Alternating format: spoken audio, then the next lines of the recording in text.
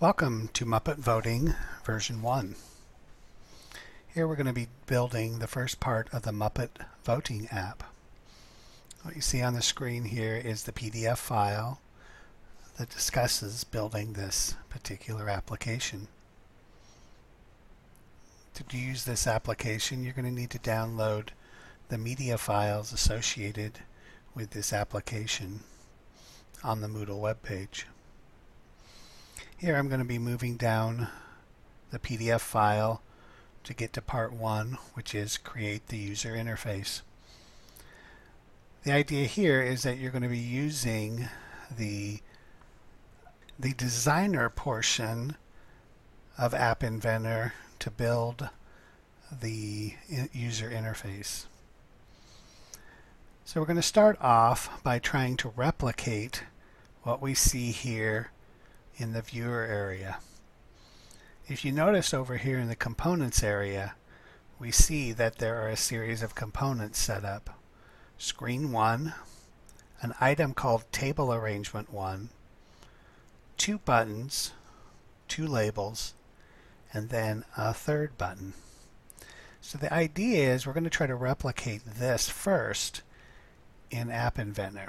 So I'm going to move to the App Inventor window, where I've already created a new project and I've named it Muppet Voting.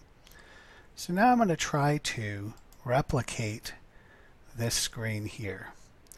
Well, the first thing you should notice is that there are 2 buttons on the screen, 2 labels here, and then a third button down here. These buttons are side by side. Now in App Inventor, if I were to bring a button into the screen and drop it, and then try to bring a second button into the screen and drop it, it won't allow me to set them side by side. In order to set them side by side, I need to use the layout folder to pull out a particular kind of arrangement. In this case, it's a horizontal arrangement. So I'll pull a horizontal arrangement into the screen area. Now in order for me to set these side by side, I just grab the buttons one at a time and drop them into the horizontal arrangement. Now the second one I drop down, it doesn't look like anything's happening, but if I drop it, you'll notice that it appears inside of the horizontal arrangement. Now I'm going to go back here and I'm going to look at this and notice that our buttons are called Kermit button and Piggy button. So let me go over here to the buttons in the components area and rename them. So the first one I'm going to name Kermit button, and then this one I'll rename to Piggy button. Okay, so that should match what we have here. Now we want to get the images onto the screen. Now let's add the picture files to the buttons. So we'll start with the Kermit button. Go to Images, and I can upload a file.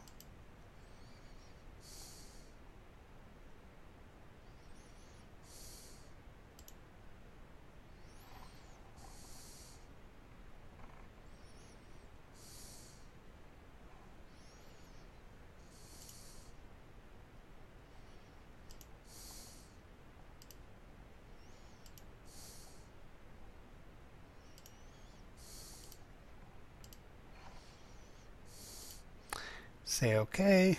Now we have a button. It's awfully large, so let's go ahead and try to make this the same size as it's shown here. I'm going to do that by setting the width of this button to a specific pixel size.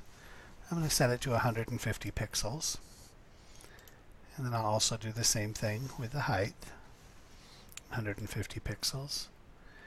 And let's see, that looks pretty close to about the same size as we see here. So I'll do the same thing for button 2. Just upload the image.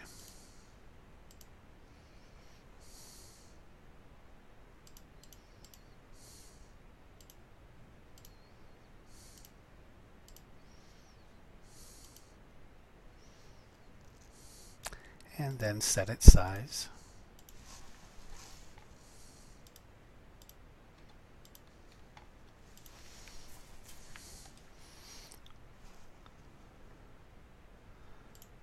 Okay, so let's come back over here to the instructions, and you notice that this says table arrangement here.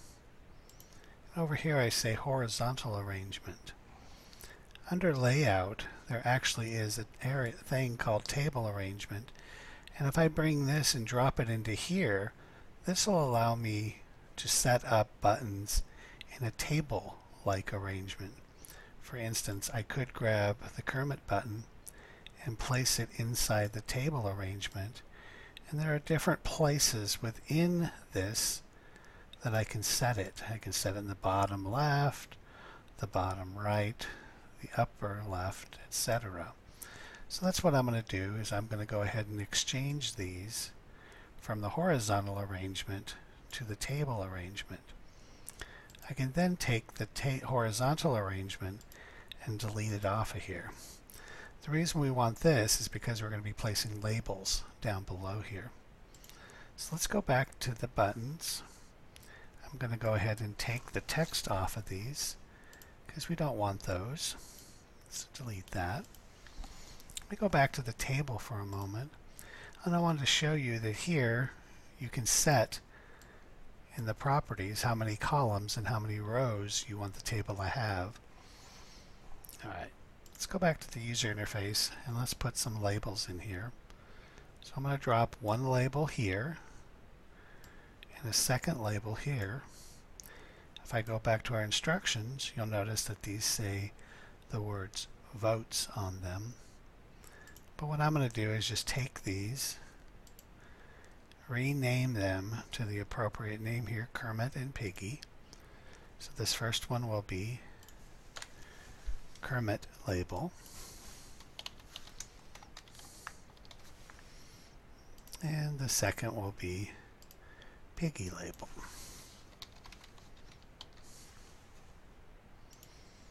Okay, so under Kermit label, I'm going to take the text and just erase it. And for the Piggy label, the same thing. Because I don't want any text right at the moment. We're going to be putting that on here when we add the voting portion of the information. So the last one is a button that says "and the winner is." So I'm going to go ahead and place a new button down here. Go over to its text and type "and the winner is." So that becomes the text for this. If I go back here, you'll notice that the text is a little bit bigger, and I can change that by changing the font size. Just type it in here. Let's make it 22, and you'll notice that it gets a little bit bigger. You notice that this button is a little bit wider too. I can change the size of that by changing it under width here. I could either do pixels, or if I do fill parent, it'll make it the width of the screen at this point. Alright, so this completes the layout portion of the Muppet Voting. So we've created this, made this look correctly, and it fits pretty much this here. I think with the exception I forgot to call this Results button. Okay, so this should now match the arrangement. Now we'll move on to building the code for this. So let me move down in the tutorial and show you that this portion of it we're going to tally or count up the votes when you press the buttons. So if I go back over to App Inventor and I go to the block side, what we want to do here is we want to make it so that when I press a particular button on the screen, in this case the Kermit, then it adds the number of votes that this particular character receives. So in order to do that, we need to know when this button is clicked. We've done this before. You just select the component in the blocks area and then grab a when click. Okay, so now that we click this, we need to do something. We need to somehow count the number of votes. Now, an easiest way to do this is through a variable. And we can choose variables here. When you start using a variable, you need to initialize it. That is, set its starting value. So that'll be what we'll grab here. So we're going to initialize a global variable to something. So I'm going to put in here a name. I'm going to choose the name for the variable, and I'm going to call this Kermit Votes. So I need to initialize a global called Kermit Votes to something. In this case, I'm going to set it to the value 0. So now we've set up the initial value. When we click the button, we're going to want to add 1 to this value. So if we go back to variables, we're going to do what's called a set function. We're going to set, do the drop down here, choose the variable which we've initialized here. Now we need to do a little math. We're going to add some values together. We're going to add a number, in this case a 1, and we're going to add that to the value that is currently in Kermit Votes. So this is the variable name. Get means it's going to grab that value. So this entire statement here says set this variable Kermit Votes to 1 plus itself. So the first time we press this, it should change the value from 0 to 1. Okay. One other thing we need to do is we'd like to set it up so that I can actually see the change here. Now, I'm going to go back here for a moment to the designer, and I think I should have, when I initially set this up, set the text here to be 0 votes, because I realized I made a mistake on this earlier. So let me do this again. I'll set that up here. Go back to the blocks, and what I need to do is I need to change that label.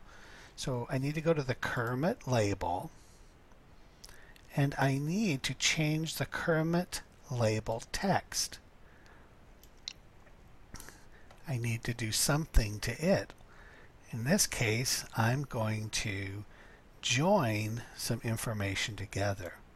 So I need a join command. So I'm going to join the get Kermit Votes. In this case, if I've pressed the button, it equals 1. And then I'm going to join it to some text, which I can pull in here. I'm going to type in here a space and then the word votes. Okay.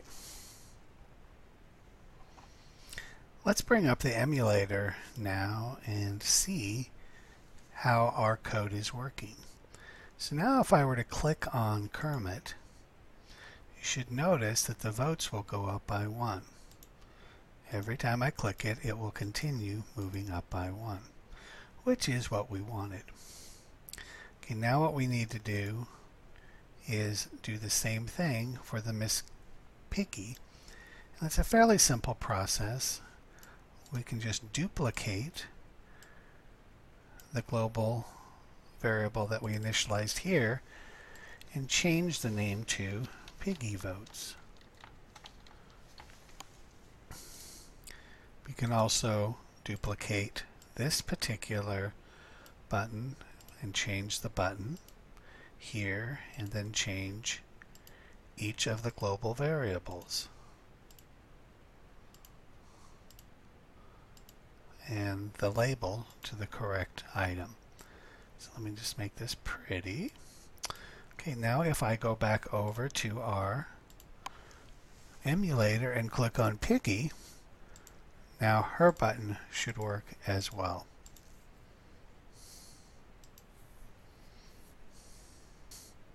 Okay, let's go back over to the instructions. Okay, we've set up the variables. We've set the variables up to be incremented when we press the button. And we've set the label to be updated after we press the button as well.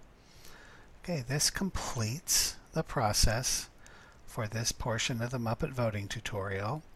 You have learned to initialize variables and to increment those variables.